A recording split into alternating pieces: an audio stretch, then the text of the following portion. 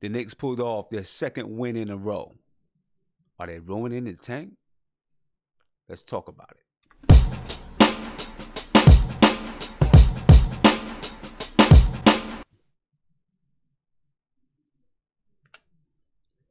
What's poppin', folks? Shout out to the chat. Shout out to everybody that's on. Hey, how y'all feeling? I mean, you know, I like the win. You guys know that. So I'm cool.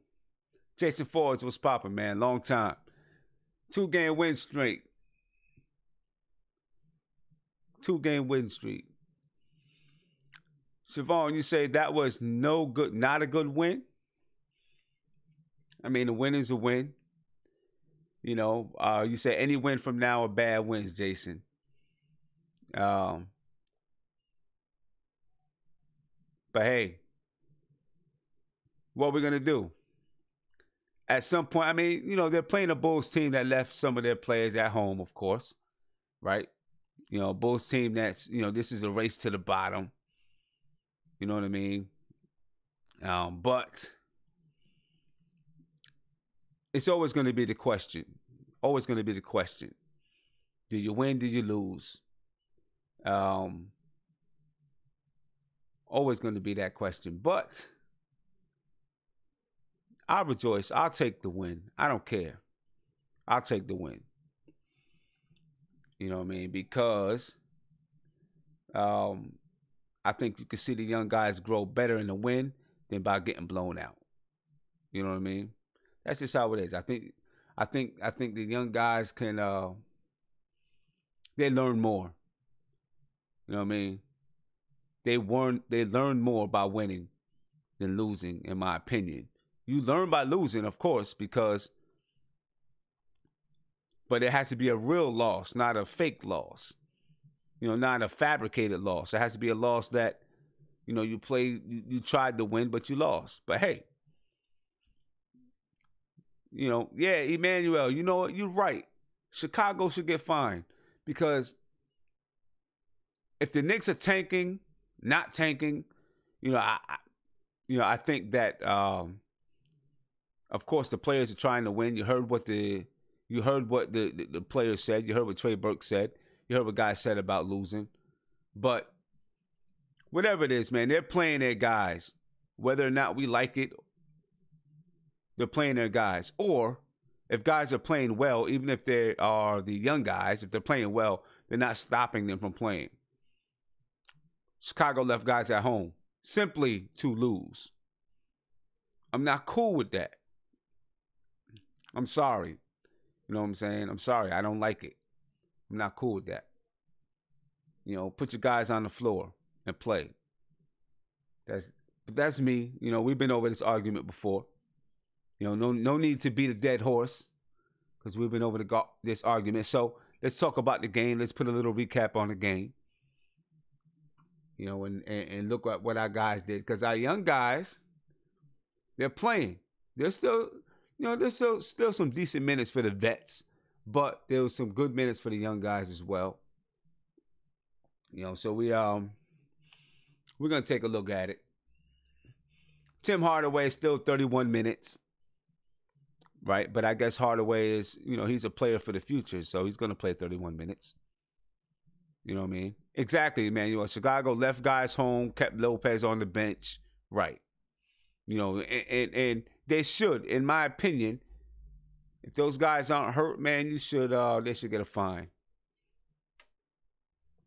Word up. They should get a fine. I agree with you. Beasley, 23 minutes, 17 points, 6 rebounds. And that's Cantor, 10 points, 13 rebounds, played 17 minutes. Courtney Lee played 21 minutes. Didn't do much, 4 points, 2 assists. Emmanuel Mudiay, 21 minutes, 4 points, 3 assists. Isaiah Hicks. Hey, you know what? I'm watching him. I'm paying attention to him a lot more. I'm paying attention to him. He had 9 points tonight, 4 for 9 from the field, 8 rebounds. I like in the second half, he had his little face-up jump shot that made me really open my eyes. And I'm watching him. I want to see more because maybe this guy is going to turn out to be maybe he could turn out to be a positive, a decent ball player. We'll see. Although in the plus minus he was a -4. Not that that means everything, but just saying it's there. But he's getting better, Ace. Right. He's getting better. Maybe he's getting more comfortable like we talked about last game. He looks like he's getting more comfortable out there. He rebounds the ball, 8 rebounds, 20 minutes. He had 20 minutes, 8 rebounds. Frank played a decent game, 8 points. He had 24 minutes, 8 points, 3 for 8 from the field, 5 assists, 3 rebounds, 1 turnover, 1 steal. It's not bad. All right, not bad. Troy Williams again, showing up, showing what he can do, showing that he belongs in the NBA. 11 points, 7 rebounds, had 5 turnovers, but he's definitely proven that he belongs. Okay, Kyle O'Quinn. I want to talk about O'Quinn a little bit too. He had 2 points, 9 rebounds, 4 assists, 2 blocks, 1 steal, 1 turnover, and 1 really hard foul that I thoroughly enjoyed. I ain't even gonna front. I enjoyed that. You don't see that too much in today's NBA. You know what I'm saying? So I definitely enjoyed watching Kyle O'Quinn put a licking on my man, whatever his name was. He thought it was coming in for a dunk. My man Kyle said, "Not tonight. I'm with it. I'm with it."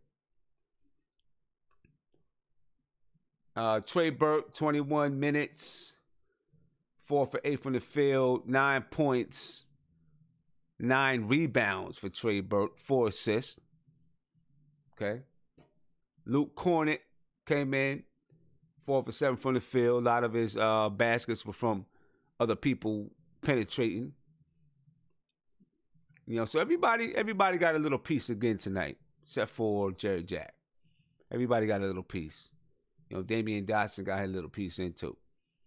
All right. I just see somebody ask me about Tim Hardaway and do I see him being the guy next season? Maybe until KP comes back, and then when KP does come back, maybe for a little bit. But once KP gets going, it's going to be KP. It's KP's world. But Hardaway is playing very well lately. And it's like he's really settled into his game and how he fits into this offense. Although he was back at that small forward position, he still did play well. You know what I'm saying? So I like what Hardaway is doing and how he's playing. And I hope that he can continue to play this way going into next year. You know what I'm saying?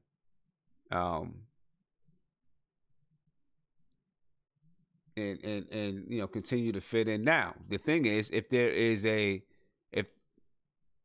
new coach, then he's got to fit into a whole new system.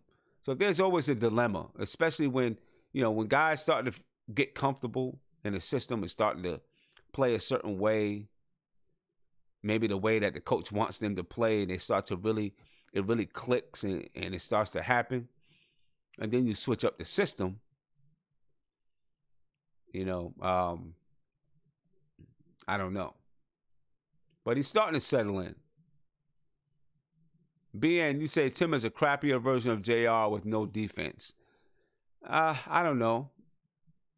He's playing better. He's playing better lately. You got to give him that, BN. I know I've been hard on Tim Hardaway all season, but I'm gonna give him respect when it's due, and he's been playing better, really playing well lately. Hasn't been taking wild shots. He's been taking good shots, making the extra pass when it's necessary, and he has his lapses on defense, but he's getting better.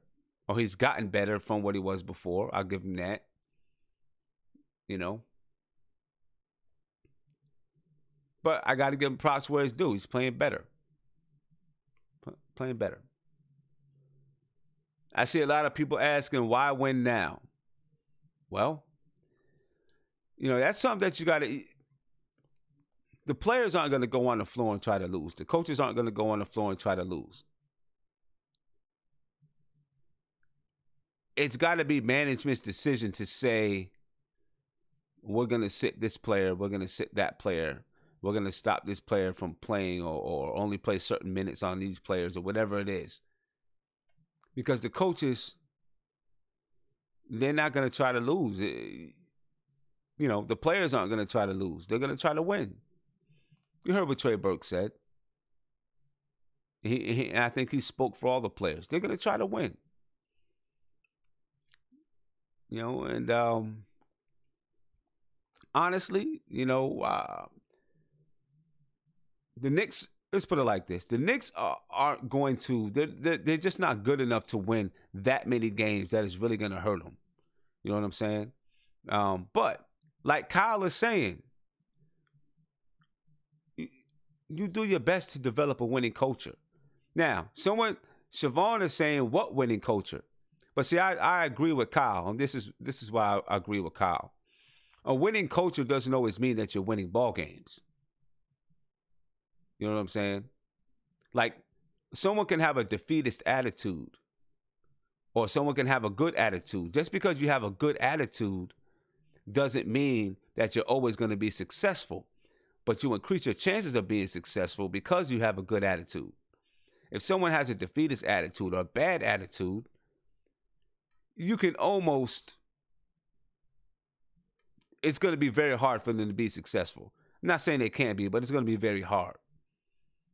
It's kind of the same thing with a winning culture and a losing culture. A winning culture doesn't always mean that you're winning ball games. You know what I'm saying? It's the culture surrounding the team. The things that you do, how you prepare. That's what is that's what a winning culture is, It's not just winning ball games, it's how you prepare, the kind of character that you have on the team, with players and with coaches, your attitude, the way players address each other in the locker room and how players and coaches and management and everyone deals with adversity. Those type of things relate to a winning culture. You know what I'm saying? And a losing culture is, when the team is losing, everyone's infighting. Even when the team wins, everyone's infighting. People don't prepare well. Winning or losing, people don't prepare well. People go out and party the night before a big game. There's all kinds of craziness going on in the locker room. Those type of things equal a losing culture.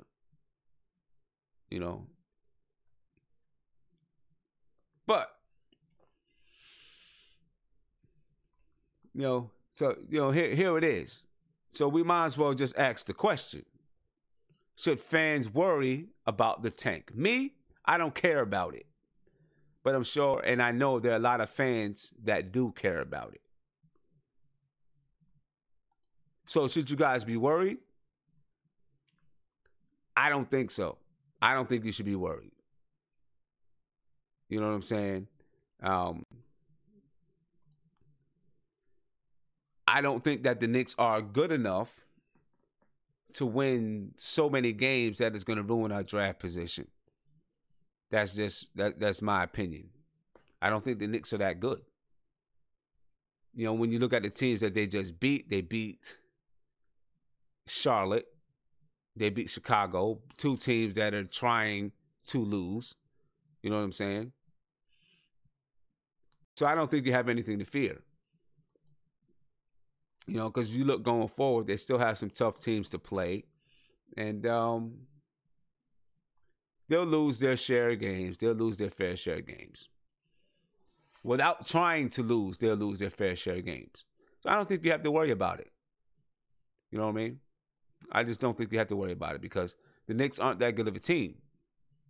especially without KP. They're not that good of a team to go to just, go on a magical win streak, in my opinion.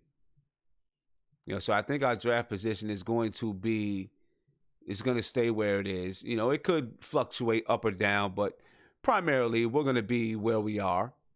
So I don't think we have to worry about it. I don't think we should stress about it. You know what I'm saying? We get a couple of wins here or there. That's good. I mean, the team, you need something for your morale. You can't. I've been part of teams that lose and just continue to lose. No matter, it's hard. You know what I'm saying? It's very hard, and you need something to pick you up. You need something to remotivate you, because I don't care if you're getting paid or not. If you continuously lose and lose and lose and lose, your motivation to prepare, it wears very thin on you. And then your motivation to prepare, your motivation to work, it's very hard to get up when you're consistently losing, So you got to get some wins to keep that motivation going, and to show these guys that, especially the young guys, that they can play with guys in the NBA, But, everybody wants to go on a, 13, 20 game losing streak or whatever it is, to try to get the highest draft pick. And then, knowing our luck, we'll still end up with the 10th pick or something, or a low pick. Because, draft is a crapshoot. It is. We all know that it is. You don't know what you're going to get. You don't know how any of these guys are going to pan out. So we'll be okay. I don't think we have to worry that much. We don't have to stress about tanking and all that craziness. But let's talk about Kyle O'Quinn. The more as the season wears on, I don't want to lose Kyle O'Quinn. I want to keep Kyle O'Quinn around. I don't think that it's going to happen, but I want to keep him around. I like the way that Kyle, I just like the way he plays. You know what I'm saying? I'm going to get back to Kyle O'Quinn in a second. Siobhan, big shout out. Thank you for the super chat. You say, you can say you don't care about the tank, but a Bagley, MPJ, or Trae Young can turn this franchise into a playoff team. Maybe, maybe not. You know what I'm saying? You can't say that. You don't know how these guys are going to turn out in the league. You know what I'm saying? It's been so many players that people said are going to instantly turn around a franchise, and it doesn't happen. It takes a team. It takes a team. And you begin building that. You begin building the team now with the people that you have. In the way that you build your mentality towards winning. You know what I'm saying? Because if you bring, let's put it like this, if you bring one of those players into a losing culture, they're going to be losers. I feel that way strongly. I strongly feel that way. People don't understand how much it means to a young player when they come into the NBA and they go into a culture that's winning or losing. How much it has an impact on them. Because they're sponges coming into the NBA. They're ready to learn. They're going to learn. And they're going to pick up things that you don't even see. Just like a young child running around.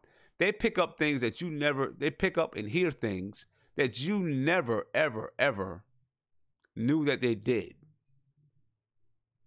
You know what I'm saying? And they're picking up and they're sucking in all this information. Same thing with a rookie in the NBA. They're sucking in information from all over the place. And if you don't have a good culture, a positive culture, a strong culture with strong leadership, then your young guys aren't going to grow when they come in. So it's important to bring these young guys into a program that is structurally sound from the top to the bottom, with strong leaders, with a good, strong culture. That's important. That's the first piece, in my opinion, to a player's development. The first piece. Because if you don't have that, then it can go downhill really quick. Guys start to learn bad habits. Then those bad habits translate to the basketball court. Mighty Knicks, shout out. Thank you for the super chat. You said big shout out to Siobhan, and his big brother, the French Unicorn. Shout out to everybody for sure. But yeah, you got to bring those young guys into a good culture, man. Even even your top picks, if you don't bring them into a good culture, then it's tough. I disagree. Somebody said, who is it? I don't see who it is. Someone said good players will change a culture. Maybe good players that's been in the league for a while, they've been around and they know exactly what it is. Most of your young guys, you get a few who will be able to come in and they're leaders right off the tip. LeBron James, right? Leader right off the jump. But most of your young guys are going to be looking to learn from your vets, looking to learn from guys that's been in the league. You know what I'm saying? And I don't care how, listen, your superstars like LeBron and Kobe and them type of guys, they became who they are because of their work ethic. They had the talent, but it took the work ethic to get them to that next level. Believe it or not. You can believe it. You don't have to believe it. I don't care. But I'm telling you, this is what I know. It took their work ethic to get them to the next level. And they learned that work ethic from leaders, right? From veterans that taught them that work ethic. And they might have already had it in them. You know what I'm saying? But if you come into the league and you see somebody that doesn't have that, the person that you're following doesn't really have a good work ethic, you'll pick up some of those characteristics.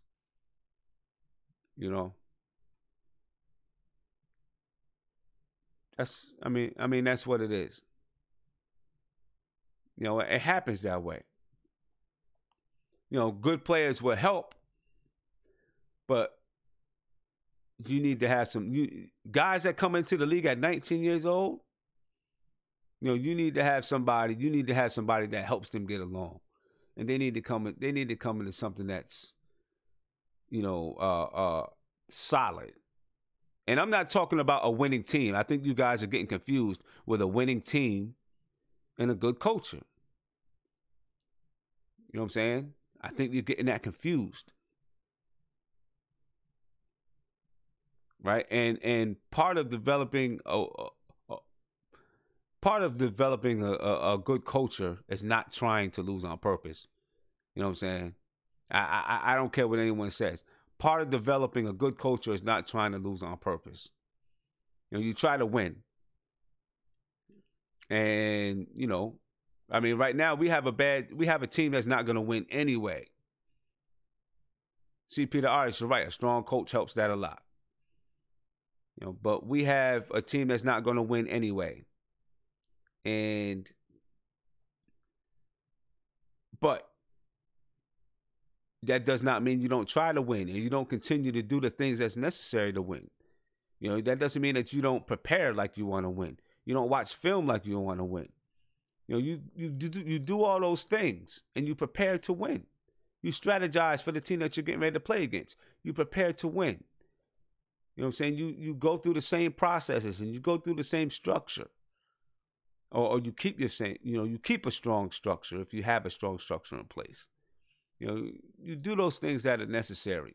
And when you're trying to lose, you don't do the things that are necessary to win. You just don't, because you're trying to lose. I guess the debate would go on forever. The culture versus tanking or whatever you want to say. But to me,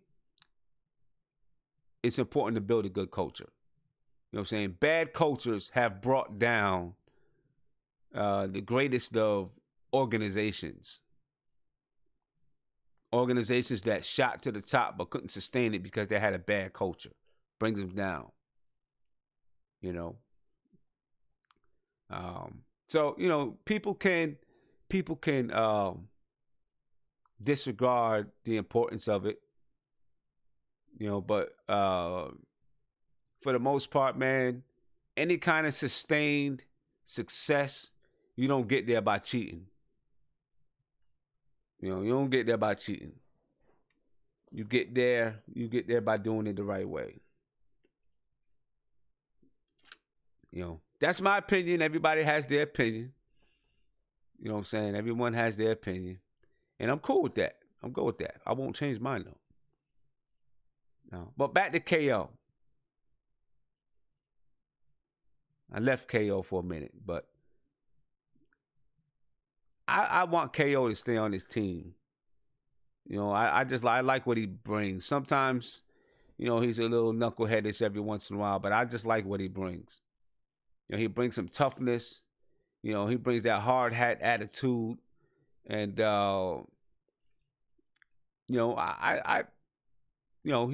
fouled that dude tonight, and I enjoyed it. I mean, it wasn't a crazy foul anyway. He went for the ball, hit him with the body. It looked maybe a little bit more. It looked maybe a little bit more looked tougher. It looked like a harder foul than it actually was. I think because the guy was in the air. But I just like what KO was bringing, and I think that KO is not going to be here next year, or there's a good chance that he won't be here next year. You know what I mean? I think there's a good chance with that. I think that he's going to demand more money, and the Knicks may not be willing to pay it. But Sean Davis, you say Kyle is expendable. I mean, Kyle may not be here anyway. Kyle has an opt-out clause, so he might not be here anyway. He's gonna demand more. He makes $4 million a year right now. He's gonna demand more than that on the market. But I like what he's done. Well, what he's doing. I like what he's doing. I like how he plays. We need guys to bring that kind of toughness back. Jay Bum, you say Kyle is getting replaced. We'll see what happens this summer. You know what I mean? We'll see if there's, maybe Scott Perry can do something with the books. Who knows? Maybe he can do something with the books. Find a way to get that, maybe an extra $4 million for Kyle O'Quinn. I don't know if it's there. I don't know if there's anything possible, but BN, you say KO is lucky if someone picks him up. Sorry, but we always think our players are wanted. I really disagree with you there. He's going to get picked up. Teams, they weren't going to offer a lot for Kyle O'Quinn at the trade deadline because O'Quinn had an opt-out clause. So anything that they gave up, he could choose to opt out, and then they might not match it, or not match it. They might not want to pay him what he wants. I think Kyle O'Quinn will get picked up, and he'll get a decent contract. He's not going to get anything wildly crazy, but he'll get a decent contract. I did want him traded earlier this season, not because I didn't like his play. I wanted him traded because I think he's going to opt out. And so I felt like you could get something for him instead of losing him for nothing. Maybe a second-round draft pick or a young player. That's the only reason that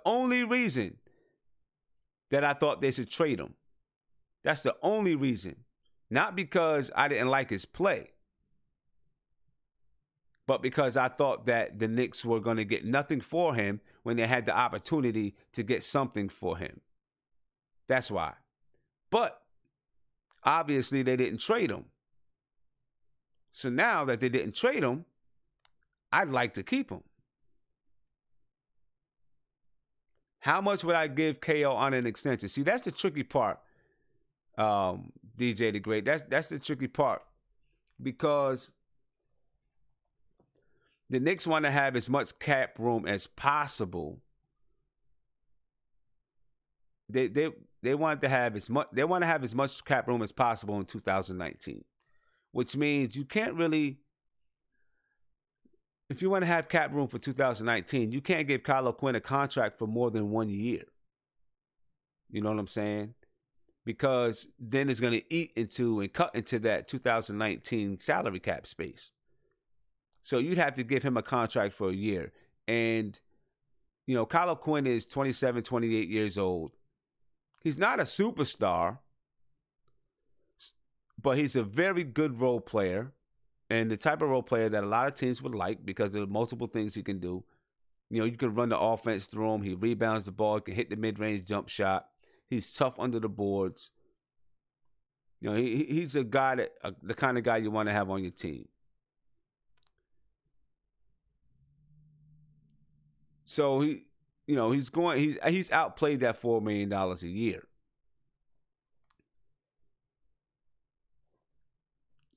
This may be the biggest contract that Kyle Quinn gets in his career. You know what I'm saying? This might be the biggest contract that he gets. So I doubt that he's going to do it for 1 year, unless it is something crazy like 1 year, $20 million. And I don't even think the Knicks won't have $20 million to give him for 1 year.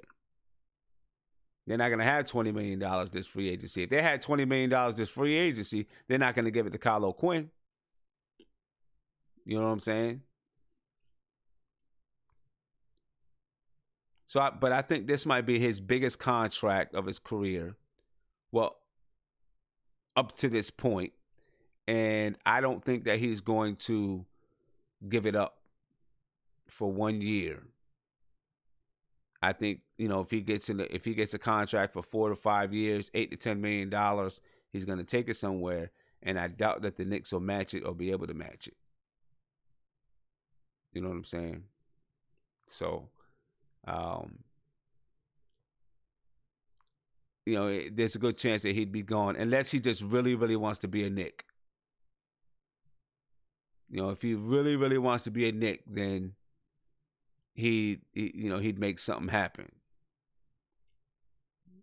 Or he won't make something happen. He'll stay for a discount or something like that. But players are too smart for that nowadays. There is not too many players are just going to be like, I really, really want to play for this team, so I'm going to give him a discount. Not too many players are going to do that. Some of your big name players, maybe they can do that because they'll pick up that extra money. They'll pick up that extra money in endorsements or something like that. But players like Kyle Quinn, they're not getting too many endorsements. So when they have a chance to get the money, they're going to go get the money. They got to go get the money. It's only good business for them to go get the money. Because their careers, guys in the NBA, 40 is young. But then they're retired from the NBA at 40, most of them. But 40 is young in real life. Or a player their career can end quickly. You know what I'm saying? One play. So they're going to get the money when they can. That's the whole reason why, the NBA players have guaranteed contracts. Because of the high risk for injury. And they want to make sure that their guys get paid. So when guys have a chance to get a good amount of money, they're gonna go get it. And I don't blame them for it. Go get your bread, man. Get your bread. I don't blame them for it. So, but BN, that's the reason. That's the only reason why I was talking about having Kyle Quinn traded. It's because I thought there would be a chance that we lose him over the summer. And I still think there's a chance we lose him. You know what I mean? But I definitely think that he's he's going to get something on the market. He's going to get something on the market. And I think we'll miss Kyle Quinn too. We'll miss it. So, let's not worry about the tank. I don't think you have to worry about it. The Knicks they're not gonna win too many more games. You know what I mean? So you really don't have to worry about it. You know what I mean? So I'm opening up the line. My man Mark is calling in. Mark, can you hear me? Now, maybe he didn't call in. Maybe I didn't get him. Well, I'll open up the line in a second. I'm going to open up the line in a minute. I just want to go through this. Go through this real quick with you guys. Then I'll open up the line. So the Knicks' next game, we played Miami Heat, who of course is in a playoff, fighting for a playoff battle. Most likely a loss. I'd be surprised if we won. Most likely a loss. Playing in Miami too. Miami. They're. You look at the standings right now. Miami, they're fighting to stay in this 7th spot, possibly move up to the 6th spot. They're fighting. They're fighting. You know what I mean? So the Knicks not gonna go in there and just get a win. You know what I mean? Jeffrey, big shout out. Thank you for the super chat. He said, shout out to the pod for long car rides to work. I feel you. Definitely. I'm glad we can help you, bro. Glad we can help. All right, so they play Miami next on Wednesday night, 7:30 in Miami. Then they play Minnesota. That's a loss. Another team fighting for a playoff positioning. The Wizards, another team fighting for playoff position. Then they play Charlotte in Charlotte. Could go either way. Philadelphia, another team fighting for playoff position. Detroit. Now, Detroit is trying. Detroit's trying to get in there. Now, Detroit's done. They're not getting in. They're done. Blake Griffin trade helped them zero. Zilch. None. I didn't think it was going to help them either. You know what I'm saying? Let me go back to these standings for a minute.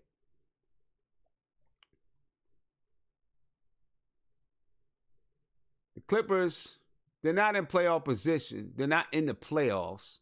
They are fighting for a playoff spot. They're 2 games out. 37 and 32. I don't think that they're going to get into the playoffs.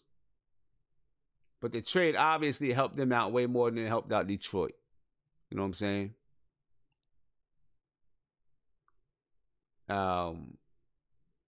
Detroit's 30 and 39, not playing good basketball, and it was a bad trade for them, in my opinion.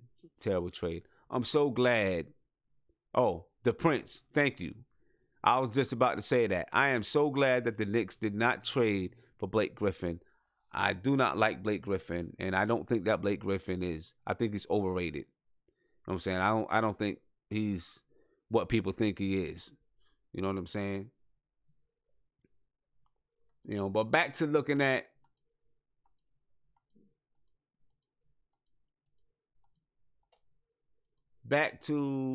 where we. All right, so then they play the Pistons, Orlando. Maybe they beat Orlando. Then they play Miami again, probably lose to Miami. Milwaukee, probably lose to Milwaukee. Cleveland, probably lose to Cleveland. Probably lose to Cleveland again. So I don't think, guys, we don't have to worry about it too much, man. I don't think you have to worry too much about the Knicks losing that much. Where we are, we'll be there. You don't have to worry about us losing too much ground in the tankathon race. We'll be right where we are. Don't expect the Knicks to go on some big, long winning streak. So I don't think you have to worry about it. Don't worry too much. Right now, looking at tankathon, we're right here in this 9th spot.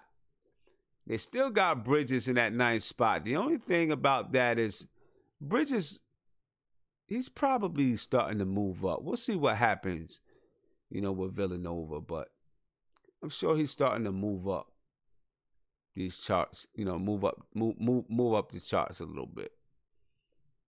You know, so we'll be watching and we'll see what happens there. But there's a lot of talent here, so a lot of things could happen. A lot of things could happen. You know, I know some guys been trying to call in. I'm gonna open up the lines right now, so give me a call back. All right, some things I wanted to make sure I got off first before you guys called in. So give me a call back. And while you're calling back, I'm gonna get into this little talk a little bit about March Madness, because it's been mad for sure. March Madness has been mad. It's been a good tournament so far. Okay, we got my man Mark calling in. Hey Mark, want to turn that down in the back? Mark, what's popping, bro? Yo, you know what's so funny? You spoke my mind about Cal O'Quinn. You know why I like him? Because his personality. His personality it's contagious. What's so funny is that this free agency, he might not even get what he might ask for, because honestly, there's really no money after what all went down this last year in off season. Mm-hmm. So it's going to be hard. It's really going to be hard for him to get the little bit of extra money that he think he's going to get, because a lot of people is not going to get what they think they like. Marcus Smart, he might get paid nearly like $8 million per year. If it was off season, he probably would have been like a $15 to $70 million player per year. He might not even get 10. So he might not you even get 10. So you think it might be a good idea for Kyle O'Quinn to opt in and then become a free agent in 2019 when there's going to be more money out in the market? That might be right. Because a lot of players that think they're going to get money, that's all that's dead. Like the way the salary cap has cap now, it almost went back to like before it bloomed, because now all these teams, look at Bismack Biyombo contract, $70 million. Yeah. Why is he $18 million player? Now people talk about Cantor's deal. That's too much, because he can't barely play the fourth quarter. So why am I paying an $18 million player so much money? Yeah. So now that the cap has now there's a hard cap on it now, teams are not going to pay over what these players think they're going to get paid. Like Avery Bradley, people thought he was going to get more. He's not getting that. A lot of these players are not getting what they're going to touch. Now they came back to reality of who should get paid and who should not get paid. Now, here's something I was thinking about all day today when I was outside thinking. Let me ask you a question. Because I feel like Mikal Bridges, his stock is going to go up. It's going up. It's going to go up. Yep. That's something the Knicks fans got to think about. It's going to go up. If Villanova plays the way they play and him playing the way he plays, if that's consistent, one of these teams are going to take a wing, because people with this Kevin Knox player, stop.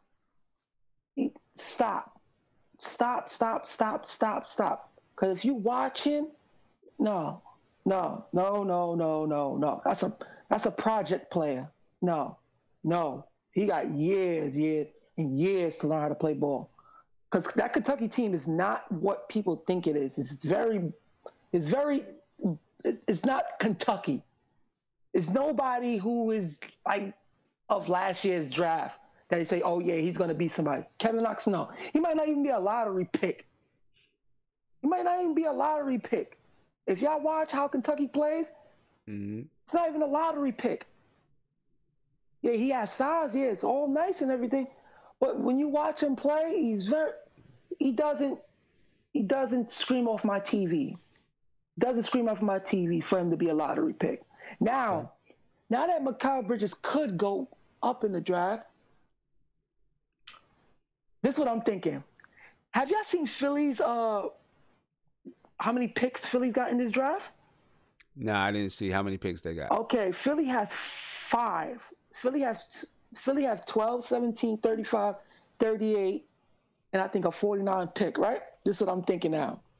Here go Courtney Lee.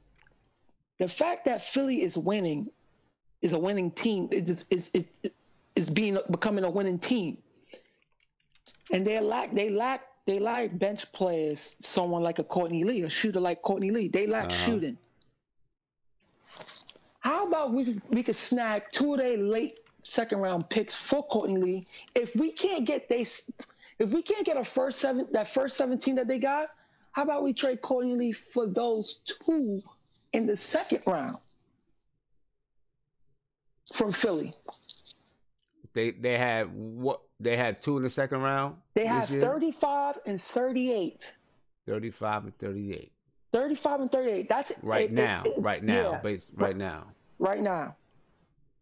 I'm saying if the Knicks ask for the 17th pick, because getting the 12th pick for Courtney Lee, they ain't gonna do it. Philly ain't gonna do it. But I'm thinking of the 17th pick. I'm just throwing it out there. If we can't get the 17th pick, that first round 17th pick for Courtney Lee, how about we just snag those 2 late second round picks for Courtney Lee? That's a probable trade. Well, one of their picks could be ours. I'm looking at. Yeah, you're right. One of their picks could be ours. Either the Clippers or the Knicks, whichever is better. Okay. Now check this out. Now here go. This is a trade for Lance Thomas now. Because Young come on. We could go to Indiana, right, and ask for a second round and TJ Leaf from Indiana. These are just all scenarios to just get because to just pull in draft picks. Yeah, and that takes off whatever we pay Lance Thomas. I think we pay him 2 more years. 2 more years. Yep, got 2 years on his contract still. And Leaf contract is still in his rookie deal. So we take on that. And we get that second round pick. Well, I mean, this is what I was thinking too. Okay, so say if we don't get Mikal Bridges, right? Right. And we got that 9th pick or the 8th pick. I'm thinking about asking Philly. If Philly want that, give me 12th and 17th. How about that? You said say if Mikal Bridges is off the books before we even get him, right? And we have either the 8th or the 9th pick. Because I have a feeling that Mikal Bridges is going to come off way early. I was thinking today, for some reason he might come off early because remember Boston took Jaylen Brown. He was projected at 8 and 9, and they took him. So I'm thinking like, okay. People forget. I think Celtics are in this lottery too because of that damn Lakers pick. So I got it up right now. Basically, it's like this: the 76ers have their first round pick, and then they have another first round pick. They have the Lakers pick if it lands number 1 overall or number 6 plus. If it falls between number 2 and number 6, Boston gets it. Okay. So, and I forgot Lakers is winning goddamn games. I was just thinking if we can't get honestly, I want Mikal Bridges. I don't care about Miles. Like I said, Miles is a player. He has to go to like a winning team. He's not what people think he is. I watched him. I like Mikal Bridges. He's more skilled. I just like him more. He's more of a better wing. And what else I was thinking? There's another thing I was thinking. Shit. Because I'm just looking at our bench and how we play. You see how we was just running? We was playing. Yeah. Wait. Did you? That was more fast break points than the whole season. Because now I'm looking to eliminate like Lance, Courtney Lee, because Courtney Lee, he's a player that want to play. And if we're gonna develop our guys, we gotta trade Courtney Lee, because players like that, when they get up in age, they want to be on a winning team. Yeah. They want to be on a winning team. Yeah, he wants to be on a winning team. And when you watch Courtney Lee, sometimes you want to be on a winning team, bro.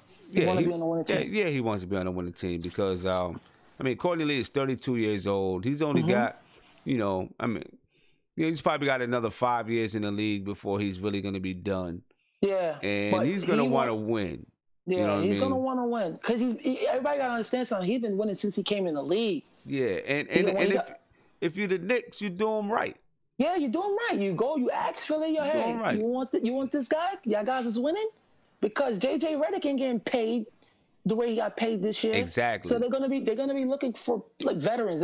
You see how they did it? They got their 2 young pieces and just start putting veterans around them. So yeah, okay. If you can't get if we're gonna ask for 17th, if they can't give us that, we take those two. We take those two late. We take those 2 in the second round. We take those 2 in the second round. Yeah, I don't know if they're gonna give up the 17th pick for Courtney Lee. Yeah, no, that's just I'm just reaching. It's just one of those things. Right. Like, at the end of the day, you ask because you never know what you might get. Right, and you ask a little higher than what you really want. Yeah, because in the 99-3 draft, Orlando Magic got 4 first-round picks for Chris Webber, for Penny Hardaway, and they asked how did you get that? That's unheard of. Yeah. That's one of the worst draft picks ever. But I'm just thinking to eliminate like Lance and Courtney Lee, because they're gonna be good for another team. And plus, I want to see that Terrence Williams guy play more. I want to see Dotson play more. I want these guys to get consistent minutes. Yo, if we could find a way to trade Moody, because I really want to stuff the ball and trade Burke. Like just to start for now and have Frank cover the second unit, because I just don't like this Moody. I see why that guy in Denver didn't like him. It's just you see his defense. Yeah, well, let's see what happens when he gets in shape. Let's see what happens. Look, KP's not here next year. You got 2018, 2019. He gets $4 million. And then you got a chance, and then he'd get a qualifying offer, but you don't have to make a qualifying offer. Yeah, because one thing too, so, I want to keep. I don't know why I want to keep Cornette. Hicks could go. I don't need. He's no. He doesn't do it for me. Hicks could go. And who else do we have? And that Moutier honestly might have been a move. You try him out. It was a move for it was a great move for what we did. Yeah, but it's also a move for 2019-20. You try him out for these 2 years, and if you don't like him, I'll keep him for that. But if you don't like him, you pick up $6 million or $5.7 million in 19-20. That ain't bad because he ain't getting paid at all. He ain't getting paid at all. He ain't getting paid at all.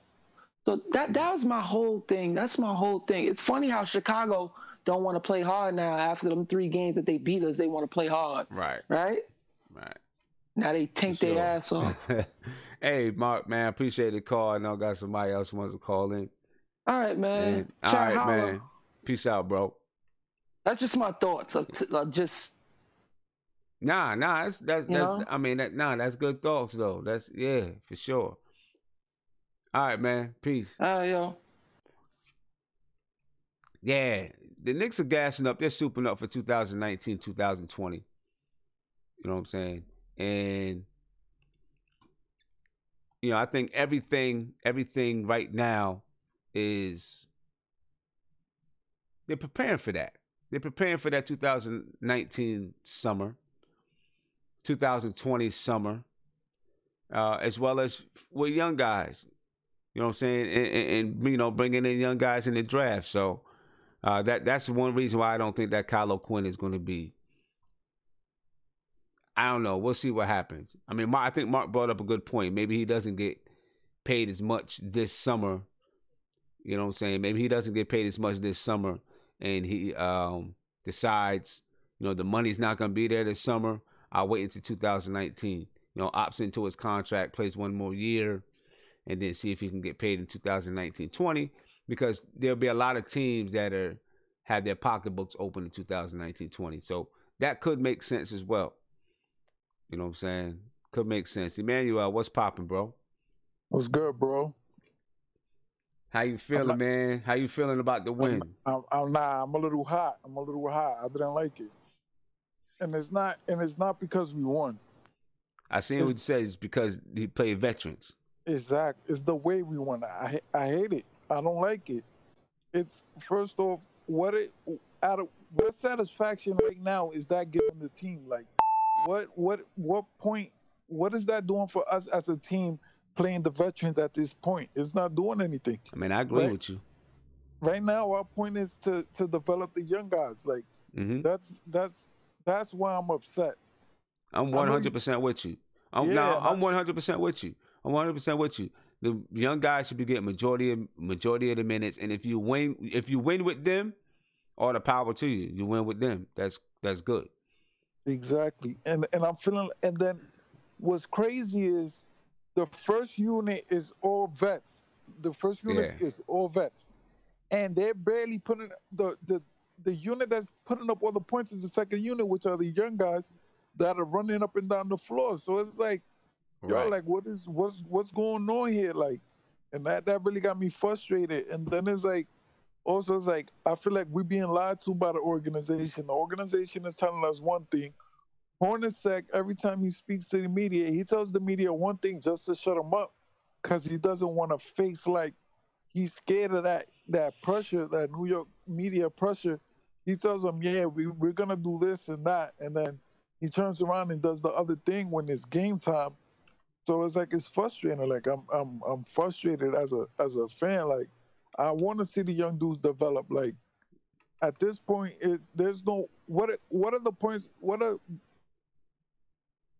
is playing the veterans to what is gonna do for you right now as a coach? Right. It's not gonna do anything for you. If you're gonna get fired, you're gonna get fired regardless. You'll look better if you could get the young guys to win, rather than having the veterans play at this point and win. So what Hornacek is doing is retarded. It's stupid to me. I don't like it. No, I'm with you 100%, man. The young guys need to play. They need to be playing the bulk of the minutes. I mean, of course, some of the older guys are gonna play because you only have so many people on your team. Of course, you gotta have a mix. But I'm saying, right. But the young guys should be getting 30 minutes a game. Exactly. The majority of the minutes has to be the young dudes. Why Dotson is coming in the fourth quarter? The fourth quarter he came in today. Right. You saying, what do you mean? Why? What do you mean? Why? Why isn't he playing until the fourth quarter today? Oh, not playing until the fourth quarter, right? Yeah, I don't know. Until the fourth quarter. Yeah, I don't know. And he does. I mean, he does that with Dotson a lot.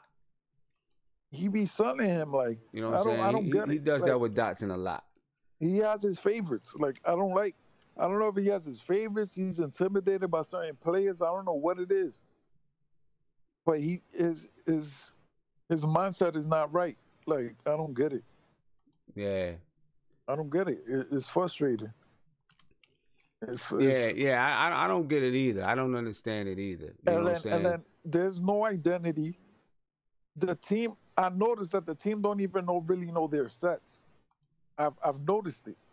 Because when Frank, European style basketball, they play a half court offense. Right. So they come, they bring the ball down and they run into their sets.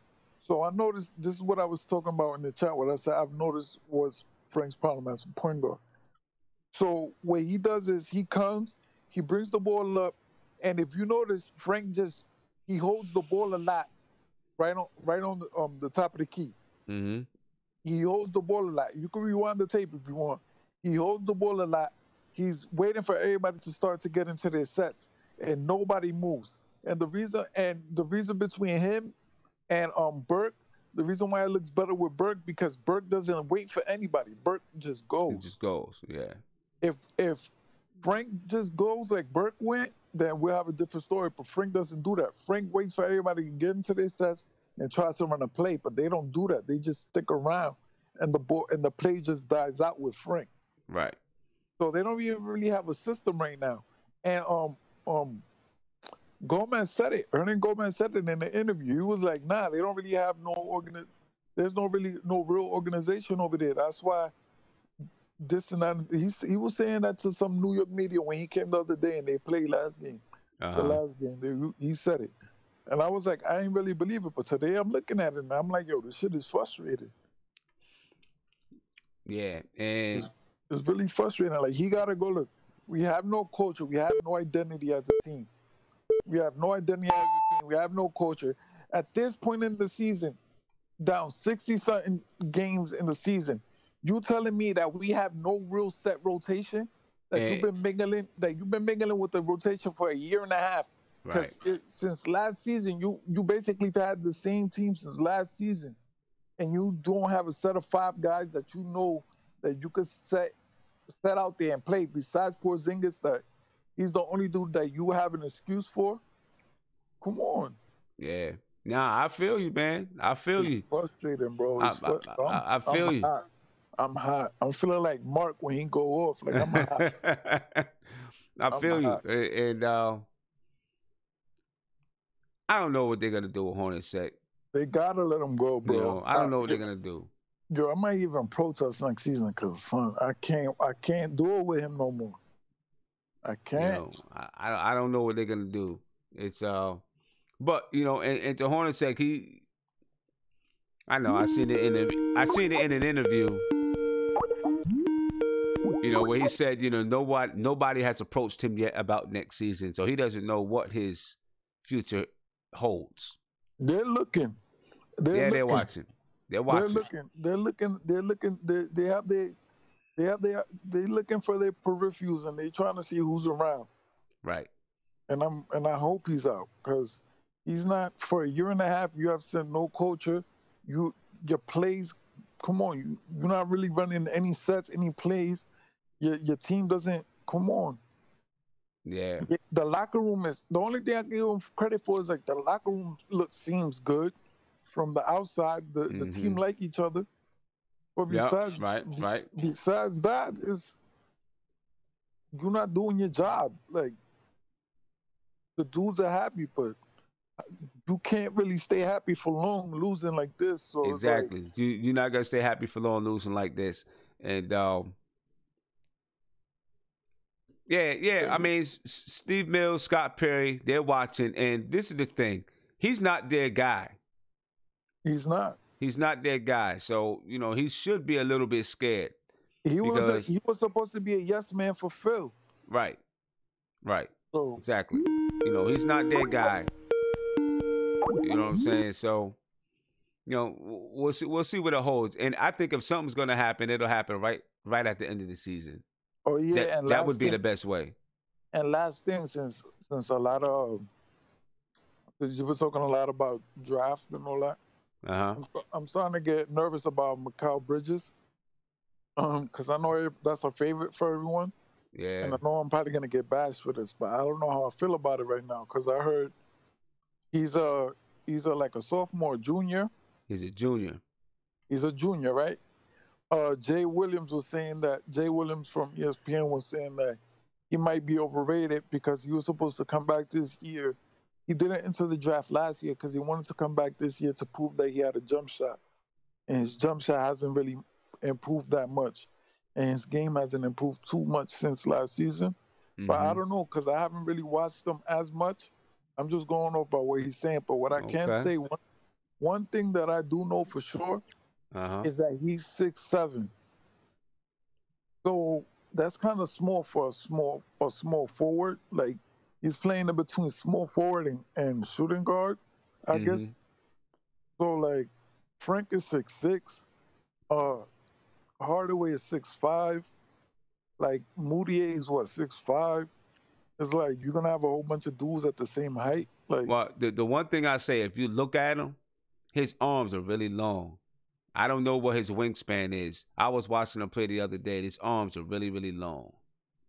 It's So like a that's Frank situation. yeah. His arms are long like Frank's. Yeah, his arms are really long. Now he's older, so he's probably not going to grow any more in height. Frank has a chance to grow. Frank has a chance to grow to be 6'7". Bridges is probably done. He's probably 6'7", and he's gonna stay at 6'7". But his arms is definitely long. Yeah, because I'm just like, what is that gonna do for us? We're like, because now dudes are like, come on, like 6'8", 6'9", and they small forwards. Like, yeah, I know. The game is getting bigger. Like these dudes are getting bigger and more athletic. So it's like, are we gonna be a small team? Like, what direction are we going in? That's another thing. That's why we need a new coach, and we're gonna need it before the. I think we need that before the draft because you got to know what's gonna be the identity of the team before you start drafting. Exactly. Unless we going for the best player possible at that position. Right. Because right now all we're saying is we want a small forward, we want a center, but in all reality is we need an identity first to know what position we're going for. That part's true. So I mean that's what I'm saying. Unless we're going for best available player, then it doesn't matter. But right. They gotta figure it out because they got too many question marks on me that I don't like.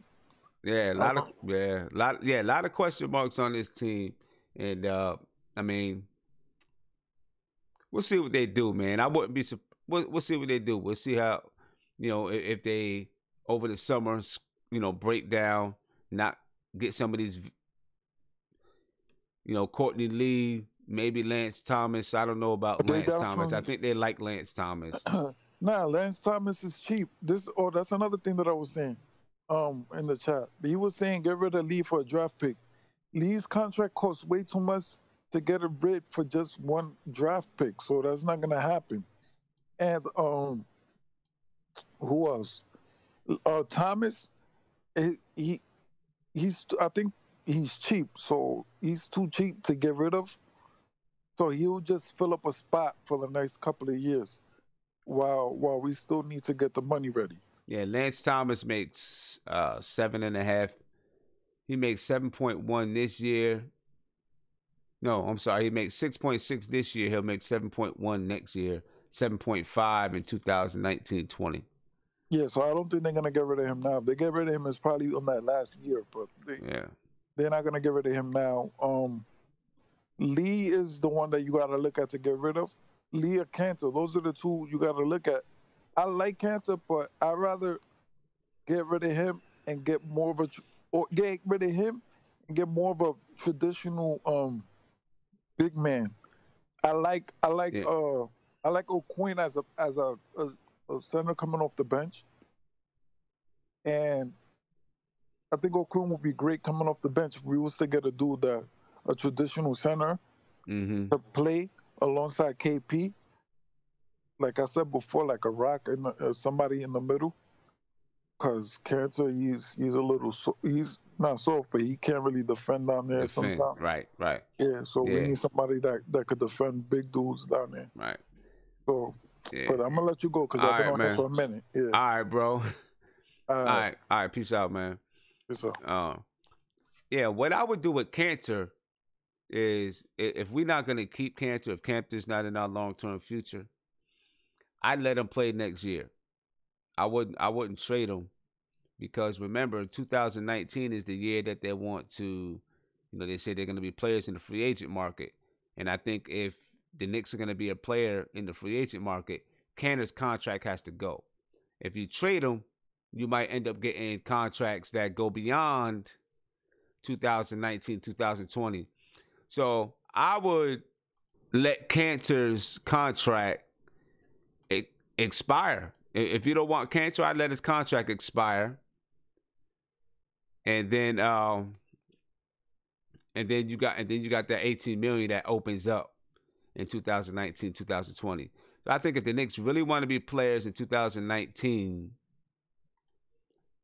right? If the Knicks really want to be players in 2019, then they've got to they got to find a way to make sure that they're under the cap next year, so that when Cantor's contract comes off, it's truly $18 million that comes off for the summer of 2019.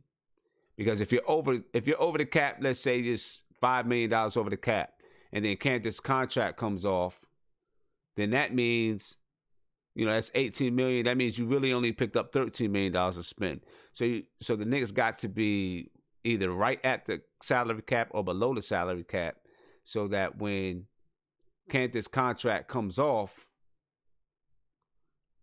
you actually get that $18 million come off the books. You know what I'm saying? So I would let Cantor go ahead and expire in 2019. That way you got his money to use in 2019, 2020. Instead of unless you're going to get a trade for a player.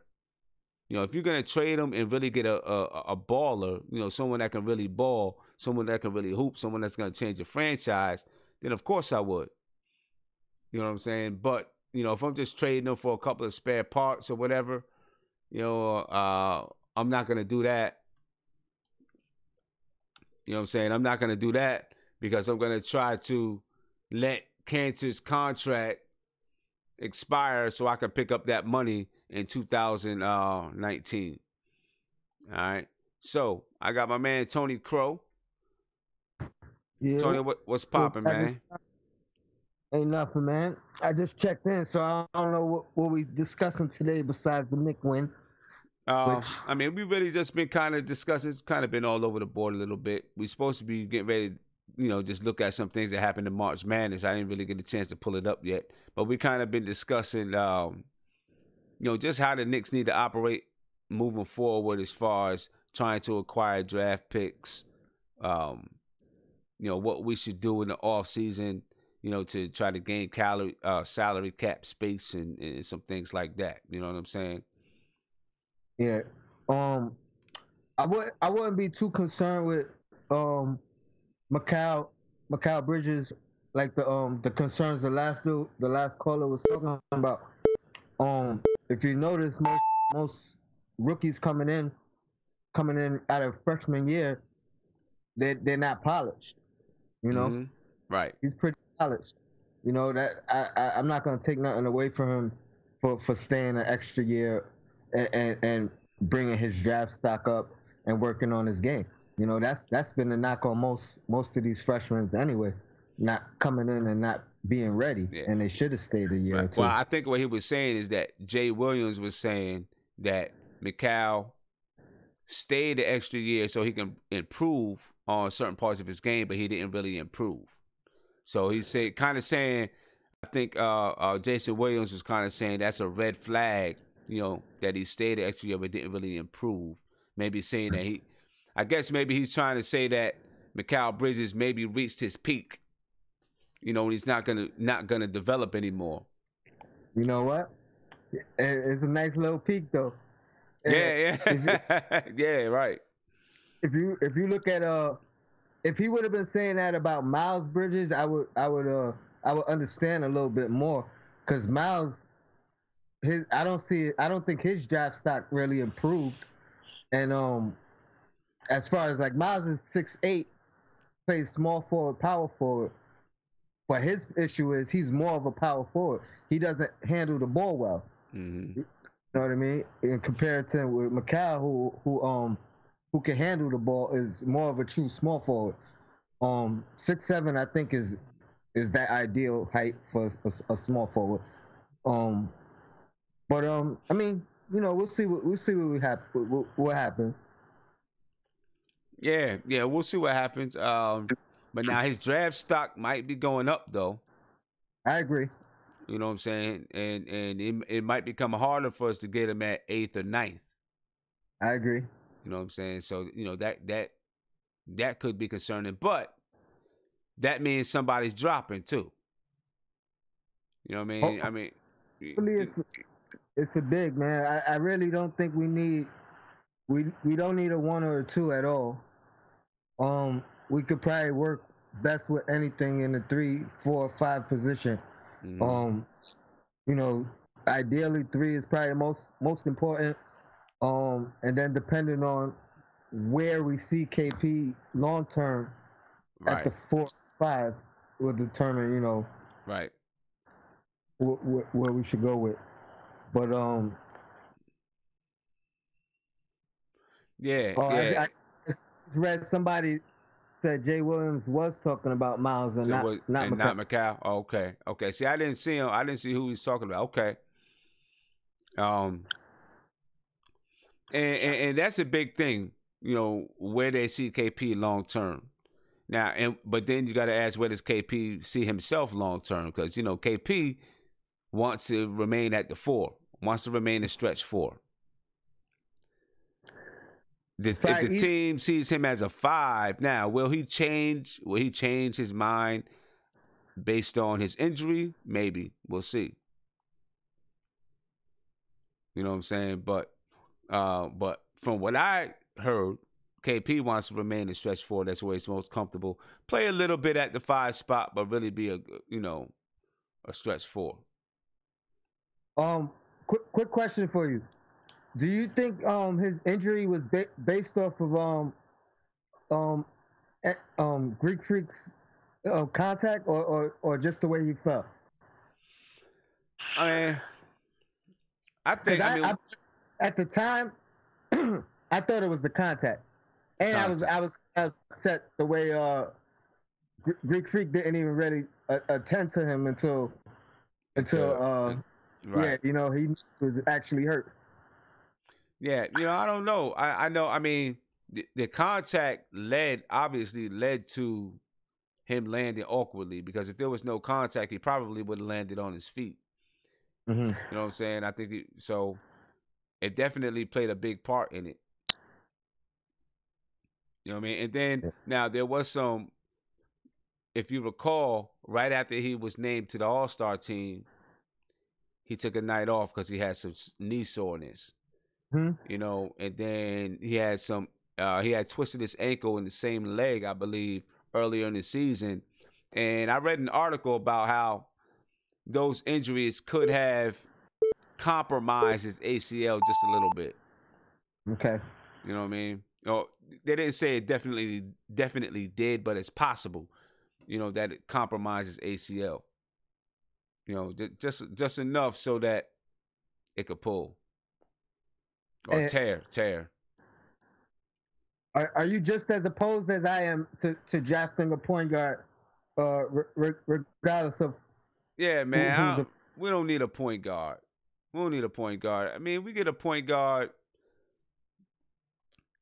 Then what? I mean, I guess you can decide not to bring back Trey Burke and try to trade Moutier or do something like that. But I don't think we need a point guard. I don't think we need a point guard. I think we a bit set. Long-term future, we set at that position. Yeah, I think we are right at that position. You know what I'm saying? And if we're not, if you look 3 years down the line and we're not set, one of them guys will probably be a free agent. Yep. You know what I'm saying? Yep. Or something. So, I think we'd be all right. At our point guard spot. And we can, especially if they're looking at 2019, trying to make a run at Kyrie. Now, that would be the only thing, though. Let's say that they are looking at trying to make a run at Kyrie in 2019. Then they might consider having a bunch of point guards would be beneficial, because, then they can maybe do a sign and trade and be able to give up a point guard, to get Kyrie or something like that. So, that could be something that they're looking at down the line. I'd rather that be one of our guys that we have now, whether it be Frank Burke or Moutier down the line. Uh-huh. I mean, it just makes no sense for the immediate future or long term, because it means a long term shuffle. We're gonna have to move some parts, or it just puts us a year behind in getting that 3 or 5 or 4 man that we really really need. Right, exactly. It does, and I think when KP comes back, I'm telling you, people think KP is willing and ready to wait. I think when KP comes back, he's gonna want to win more than ever. You know what I'm saying? When you suffer an injury like that, you realize that your career can be over quickly. In a minute. In a minute, it could be done. So you want to win, and I think that they need to be preparing the team. I'm not gonna say preparing the team to win right now, but preparing the team so that when KP comes back, they're competitive. They're competitive enough to possibly fight for a playoff spot, but they're young, right? Yeah, so they want to try to set up a team that's young, but can compete for a playoff spot by the time KP comes back. Agree. So I think that's what they should be looking to do, and that's why I think Mikal Bridges is the right pick, because he's on the same timeline as KP. He's going to be a little bit more polished coming into the league. I think that's the kind of guy that would look good and be good next to KP for real. I will say this, man. The more I see Williams, the more I'm liking him. Troy Williams. Yeah, man. I know. It's almost, it's just mind blowing how much we haven't had an athlete on a team, or somebody athletic, I should say. Exactly. We haven't had one in a long time. He's had in these, I don't know what's he played, 10, 12 games. He's had a dunk every game. Every game. And he's had an exciting play, more exciting plays over these 10, 12 games than we've had all season long. Just from Troy Williams, man. Yeah, I like Troy Williams. And that he's the only reason why I'm thinking we may need to shift our focus. Or I'm not so upset if Mikal's taken off the board already. It should shift our focus to a big. A deep. And like I was saying in the last show, if we did get a big, then you have somebody ready to go when Cantor's contract is up. You know what I'm saying? Then Cantor's contract is up. You already got a starting big because you drafted a starting big this year. You got a starting big. And then you got $18 million to get another piece in free agency, or put some smaller pieces around to build the team. So yeah. Hey Tony, go ahead. I was just gonna say we're in a good shape either way. Anybody's upset that we won should just cool off. I'm telling you, players don't tank. It's not in their nature. It's not good for the culture. Right. And like I said, I think we do to get some luck in the lottery, and the ping pong balls fall our way. So I think we're gonna end up falling with the top three, regardless. That'll be what's up. I just got that feeling. Okay. But I hope you're right, man. What you say? All right, bro. All right, peace out, man. One. Yeah, for sure. Lots going to be going on between June and the end of August this year with the Knicks. And, the NCAA tournament has a lot to do with it, of course. So let's take a look. Haven't had a chance to really take a look. Let's just look at them. I'm sure you guys have been following the brackets and everything. So let's take a look at what's been happening so far. Everything commences again tomorrow, right? But you see Mikal Bridges and Villanova continuing to play well. Bridges had 23 points last game. They play Wednesday night. I think it's Wednesday night, or the 23rd, March 23rd versus West Virginia. Should be a good game. All right, you see, you got Kansas and Kentucky that play March 22nd. Gonna be a lot of good games out here. You see Loyola Chicago from 11 seed all the way up into the Sweet 16, doing their thing. It's been March Madness for real this year. Been March Madness for real. Another number 1 seed went down. Florida State took out Xavier. Now you got Florida State and Gonzaga. March 22nd, 9:59 p.m. Michigan, Texas A&M, Syracuse Syracuse always finds a way to be there. They're always there. You know what I'm saying? I'm on this game right here. I want to see this game. I'll probably be on with you guys, but you know what I mean? I want to see the game. Syracuse, Duke. Syracuse always finds a way to be there. They're just one of them steady teams, man. It's always there. It's what happens when you got a good culture. Kansas and Clemson, 7:07 p.m., March 23rd. I'm there for it. Yeah, March Madness is here, but it's winding down. And some of our players are moving up the draft board. You know, striking fear in all of you tank guys out there. Man, BN, we've been on that already, man. You talk about you want to debate me about tanking. We've been on that already, man. We're going to beat a dead horse. I don't want to talk about it. You know, let's talk about this war room. Let's talk about the war room. Because right now, with who we have in our war room, and I'm about to pull it up in a minute. Pulling it up now.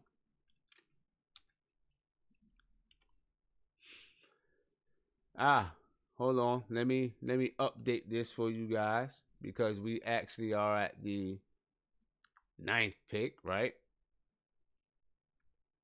Okay, so we got this updated, and I am going to. All right, so some people want to add. I've seen some people want to add some names to this list.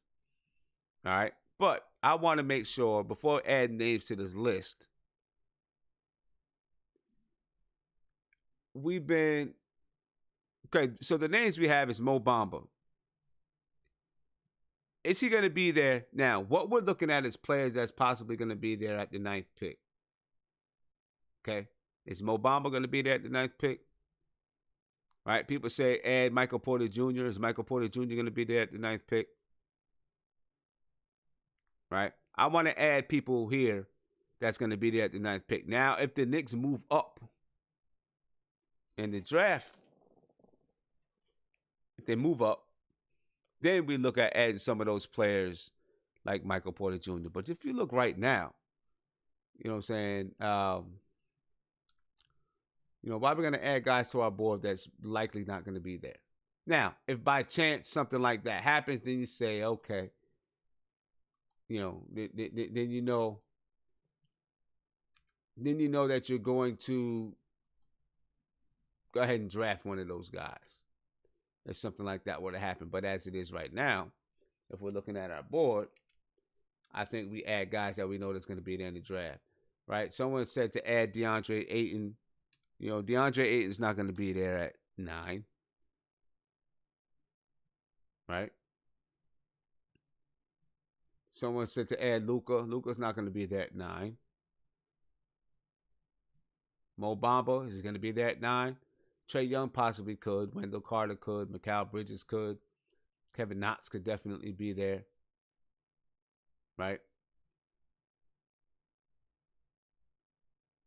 So who else do we add to this list? Do you guys want to put Mo Bamba on the list? You say, I could put Mo Bamba on the list. He's at 6, so maybe it's possible. Okay, it could be possible. So let's put him on the list. We'll put Mo Bamba on the list. All right, because I'm going to say, yeah, maybe that's possible. That could be possible. All right, so let's add Mo Bamba to the list.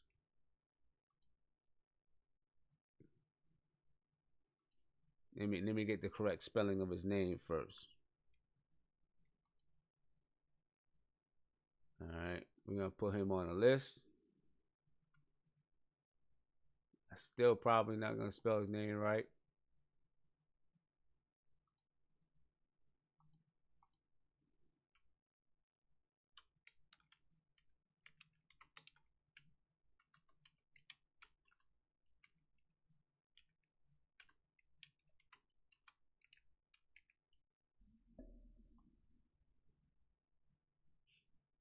All right, and I'll get the picture and all that stuff later.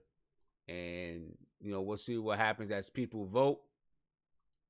We'll see if his stock raises. Because right now, the order that we have up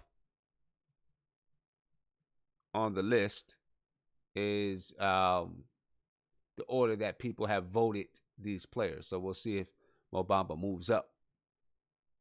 And he might. Chris, you say Bamba is top 5 on measurables alone. Yeah, he could be. He's a monster he's a monster for sure. But people have been requesting to put Mo Bamba on the list, so we're gonna put Mo Bamba on the list. You know, Tankathon has him somewhere around 6. So, you know, maybe it would be it would you know, it wouldn't be crazy if he then was there at 9 or 8 or something like that. So I feel it's okay to put him on the list. But then some of the other guys, Luka and Michael Porter Jr., I just don't know if they should be on the list right now because we're nowhere near drafting them. Colin Sexton. I'm gonna put Sexton on the list too because I've seen some people want to vote for Colin Sexton, so I'm gonna put Sexton on the list as well. Okay.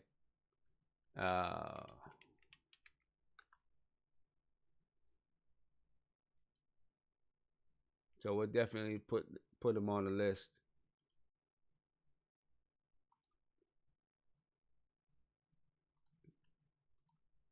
And then let me get this on over here. And like I said, I'll fill in all the other information later. Go ahead and upload his picture.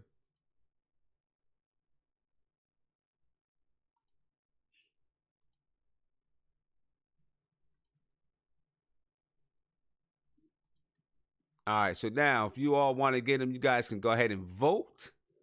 It's up on the board now. It doesn't have all this information there yet, but I'll add this information later. But you guys can go ahead, nothingbutnicks.com. You guys can go ahead and vote. As a matter of fact, I will put the link in the chat so that you guys can go ahead and vote. And yeah, we're gonna do second round. As a matter of fact, we're about to Nick Gabe, shout out to you for the super chat, my brother. And yeah, for sure, we're gonna do this. We're gonna talk about the second round a little bit tonight. All right, because there's some players that people want to add to the second round. You know what I mean? So we're gonna add a second round up there too. All right, but I'm gonna go ahead and put this in the chat. You guys can go on and well, I'm not gonna put it in there yet because I gotta update the poll. Let me update the poll first. Once I update the poll, then we can go ahead and then I'll update the chat for you. All right, so let me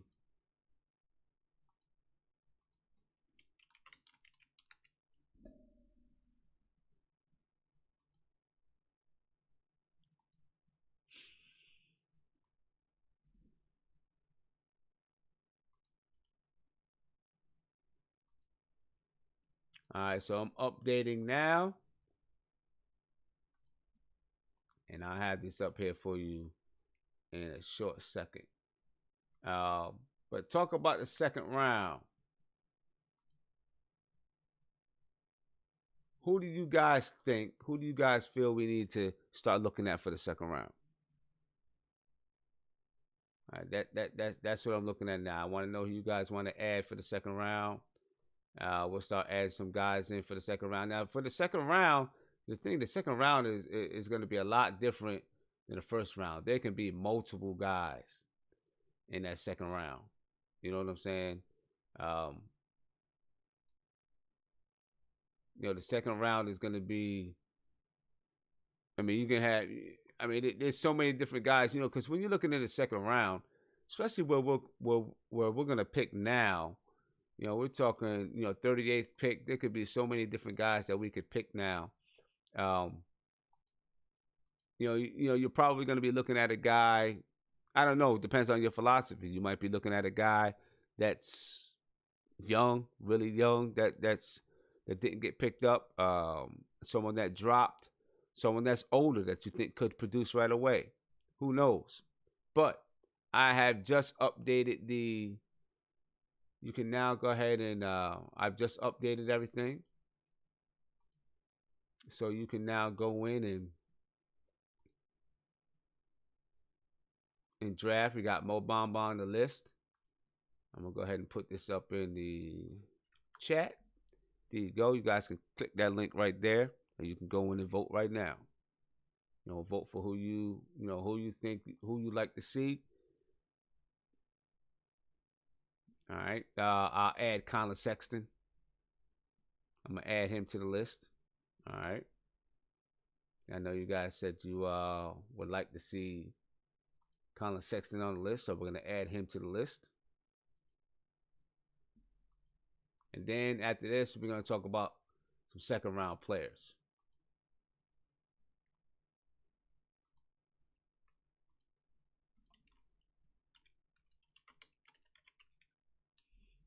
You know, talk about some second round players you guys want to see in here. And second round is going to be tricky. And who knows? You know, Dan Gafford, second round. Javon Carter. See, there's so many names. So we're going to be, I'm going to go back into the chat so I can add these names to the chat, because we also got some people. Because there's so many people. So when you talk about second round, that's when the research really comes in. You know what I'm saying? Now, me and son said second round, Carter or Brunson, if we don't get Sexton or see what I'm saying? There's so many players that we can really look at for that second round. So with the second round, I probably have to do a little bit more. I might need to put up some video and some things like that for the second round, because that's where you really got to do your homework. Second round is where you got to do the homework.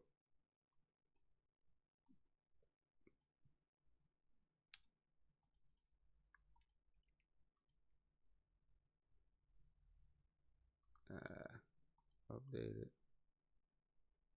Did an update for me.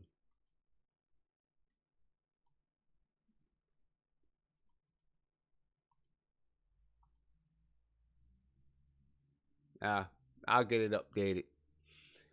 Okay, so let's look at this second round. You say Daniel Gafford. I seen that. This looks like the second time I've seen Daniel Gafford. We got Daniel Gafford. Now, I had some people in the poll when they added players that they, when they talked about players that they wanted to add. Let's see. We had a couple people that say, I'm looking for it now. Okay, some people want to add Isaac Bonga. Let's see who else people want to add up here. So some people say add for a second round.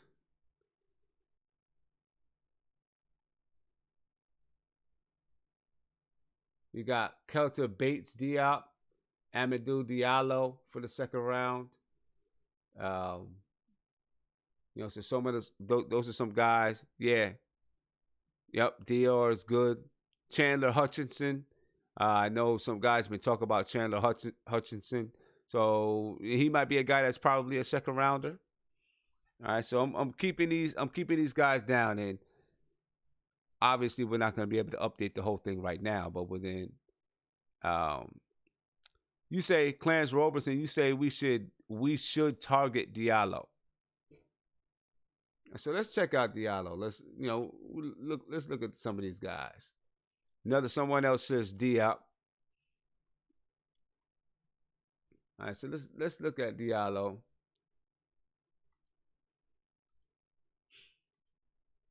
And you say we should really target him. Now, Daniel Gafford, some guys are saying you guys added Daniel Gafford, want to put Daniel Gafford on the list.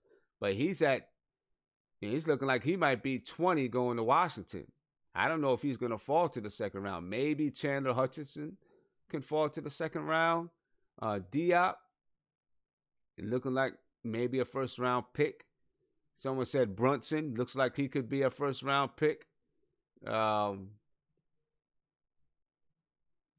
know some people were interested in Grayson Allen as well. Yeah, hi. Who's this? Nicholas Gay. What's popping, man? We just I got Nicholas Gay on the line. Okay, you live now, bro. I didn't have you live. What's popping, bro? Going good, man. That I just got through highlights and good win. Yeah, it was a good. Yeah, it was definitely a good win. Of course, we got some Knicks fans that are a little bit scared because, you know, they're afraid we're gonna lose the tank. You know what I'm saying? The only thing I could say about that, man, is that if any week we were gonna move up, it would have been this. Okay. Because if you looked at everybody's schedule ahead of us, they actually had some easy teams. It's like a bunch of tanking teams playing tanking teams. So if we're gonna move up, it would have been this week. Those two wins that we got, that kept us at 9. Kept us at 9, right? So, being as it may, I mean, if we get McCall Bridges, as everybody wants, I want him to. I've been wanting him since last year. But yeah, if it's McCall, man, we got to take it. But everything I see from Bulls fans and Sacramento fans online, they both want McCall Bridges. Right. It's gonna be tough. But now, okay, so I'm looking at Tankathon right now. If they take Bridges, let's say Sacramento takes Bridges, that means Mo Bamba's falling. That's the only thing. There's so much talent in this top 10. Well, let's do the math, or let's make it mathematical. Right? Okay. Let's say the Tankathon got Mo Bamba with Sacramento, right? Right.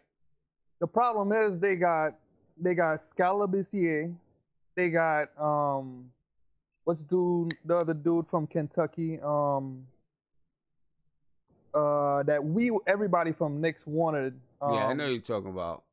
They got dude. 2 big men, light skinned dude. Light skin is in I think. Both of them, they already trying to develop those guys. Why go with Mo Bamba, who pretty much looked like the light skinned dude from like a measurable standpoint?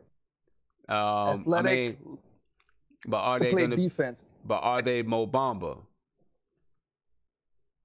I mean, Mo Bamba ain't Mo Bamba yet. I mean, we don't know what Mo Bamba's going to be. You're right about that. We don't know what he's going to be, but I think his potential is probably, the one dude, I can't think of his name right now. Maybe someone has it in.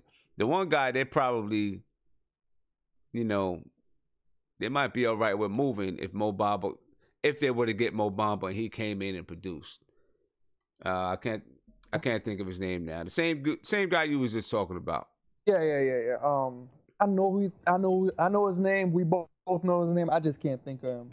But I've been listening to nothing but draft podcasts all year long. Okay. And one that I love to look at or listen to is Ode to Odin. I recommend every Knicks fan start listening to Ode to Odin. Ode to Odin. Yeah, their podcast is the truth. Right now, I think by the end of this season, they'll start breaking down guys that will be in the 2020 draft. Okay. So when I listen to them, and trust me, because of them, I want to go at every Frank hater on this podcast, man. Dude. Let me just jump on Frank. I'm gonna say this. I'm gonna try to push everything into 5 minutes as quick as possible. Okay. The scouting report that they had on Frank, and this is why Frank became a top 8 pick, is because 2 years ago, the international youth under 20 games, Frank showed out. His coach took a chance on Frank being the point guard. The coach always kept him at the 2 spot. He took a chance. Frank showed out. He scored 20 points a game, had like eight assists, about 7 rebounds, and of course he shut down the best player on defense. But he had to take that chance. He had to force Frank to play the point guard position, and he excelled at it. Everybody that's a Frank hater right now, they gotta step back and they gotta look at it from a standpoint that he's playing out of position. They played him at the 2 spot in Europe because they wanted to save him for the NBA. They worked that deal out back then. Mm-hmm. So he's naturally a point guard because we could see point guard skills. I know you can see point guard skills. You're a coach. Oh, for sure. You can see point guard skills in him. Like that it's there. You got to step back and look at Frank from that position. And every time Frank truly has scored points so far in the league since being drafted, he's been a point guard, not a 2 guard. He averaged in Europe under 10 points as a 2 guard, but every time he scored, at least in the NBA and also in that youth under 20, over 15 points, he scored it at the point guard position. Okay. That's my little thing about Frank. Y'all could say whatever you want, but going back to the draft, it really don't matter where. I think I'm with Tony on this. The draft is deep. We just got to take the best player available. It's got to be 3, 4, 5. But that second round pick is going to be more. We got to hit that second round pick even more than the first and make it like as valuable as possible because Kyle Kuzma, you got what's dude from Golden State. You got so many guys that come out in the second round that legitimately are great players, but they get passed on. One of them that Ota Odin loves is he's a point guard for USC, but he got sit because of some taking money allegations or something like that. Okay. Right. Yes. Right. That's one. There's, I think it's Chet Matu or something like that. He's legit, 6'11", could shoot, could play defense. Both those two guys, they're both offensive guys, and that's what I think we need. We need two-way players, period. The days of a scoring specialist and a defensive specialist just flat out won't work no more in today's NBA. And we need to go after guys like that. The last guy I think we should look at is Rodion Kuric or something like that. So another European guy, but this guy, he's legitimate. He is what Kuzminskis is not. He's more athletic. Okay. He could shoot just as well, run the floor just as well. He could play the 3-4, and he'll give you so much length. He's 6'9", 6'11", something like that, somewhere in between there. And he's legit. So we got to look at that second round pick, and we got to hit that one. And then also we got to try to figure out what we could do with trading. I don't like Moutier. We put that out there too. We need to get rid of Courtney Lee, and yeah, we could keep what's his name, Kylo Quinn. I know y'all talking about keeping him, but we could get value for him, and keep it moving because 2019 is. Well, the only chance that we'll have to get any value for him is during the draft. Well, okay, so I had posed this in the chat. I think we should sign and trade Kylo Quinn because I think it's about time for that guy that left the Pacers and went to Golden State, the big man. Oh gosh. That left the Pacers and went to Golden State. Yeah, he played for the Pacers, then he went to San Antonio, then he went to Golden State, and everyone said he was like chasing the rings. David West. All right, so if David West leaves, David West's contract and also Kylo Quinn's contract kind of line up because it's that cheap, big that could pass and play defense. He plays David West very well for him because David West is getting old. Or we could just trade him for just cap space because we need cap space next year if we're gonna do anything to set up the future for 2019. Well, the thing is this though, you know, I mean, I don't know what teams unless they know that he's gonna, unless they know that he's gonna opt in and sign with that team, whoever that team that wants to trade for him.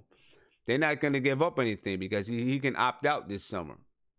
Well, but that's why I said sign and trade, because if he opts in, in a sense, I'm saying like you got to opt in. But if he opts in, that will give him, because they talked about trading him before the deadline to Golden State. That was an option, and Golden State likes him. Yeah, he plays their type of game offensively. Exactly. They can play through him. They can play through him, and it'll add value for him to go to that kind of team. Same thing with Courtney Lee. I don't know what team would want Courtney Lee right now because he is good, but the way the league is going, everybody's crunching on these draft picks. Everyone's trading the second rounders, but the first rounders, they're clinching these things, man. It's hard to get the first rounders. Yeah. It's tough. Yeah. Hey, man. Hey, great call. Keep us. I'm gonna try to check out that podcast, but keep us updated on the podcast. Yeah, no problem, man. Because we're gonna do this this war room every, after every game.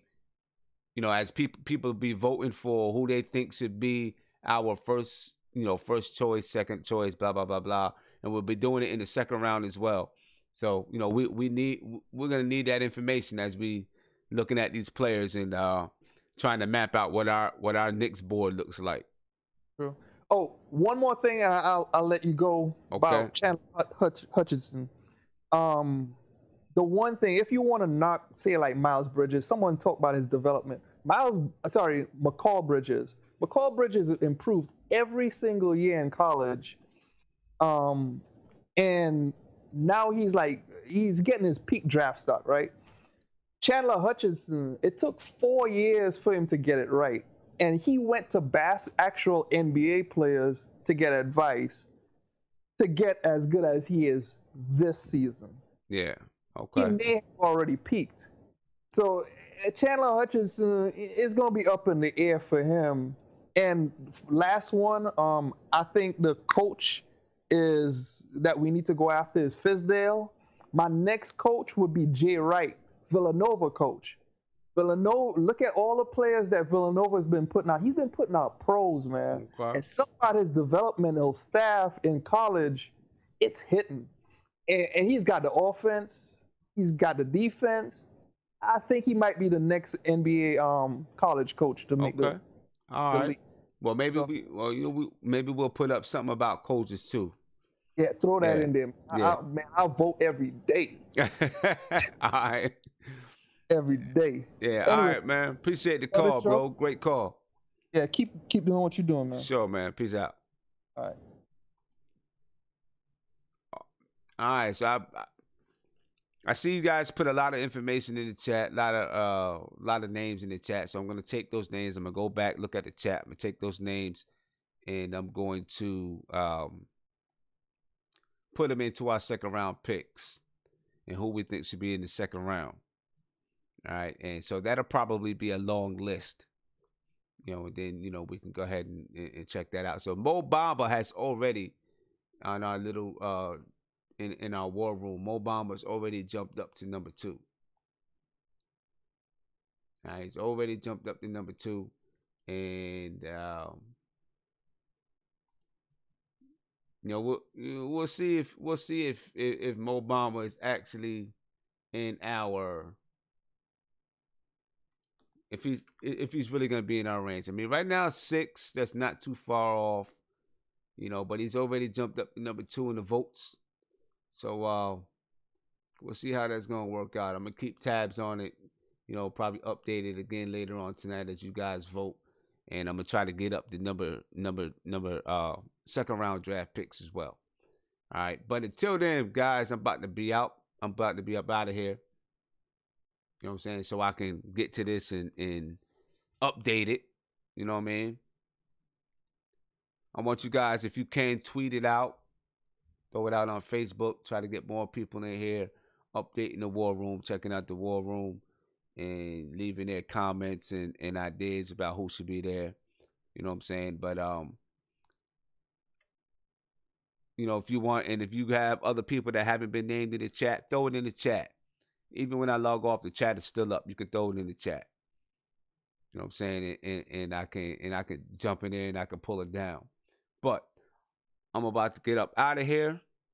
It's late, 12:15 a.m. You know what I'm saying? So I'm going to call this one tonight. Knicks got the win. We play second win in a row. You know, draft is coming soon. We got 3 months to the draft, so we got a lot of time to look at things. March Madness is popping. Everything's going on, man. It's a good time of year for sports. Definitely. But I see you guys Thursday. I'm sorry. I see you guys Wednesday night. And after the game, and we'll talk some more Knicks, man. Peace. If you like this live stream, please subscribe below. Ring the bell. You get a notification every time that I'm live. Check out these videos over there. And be peaceful till next time.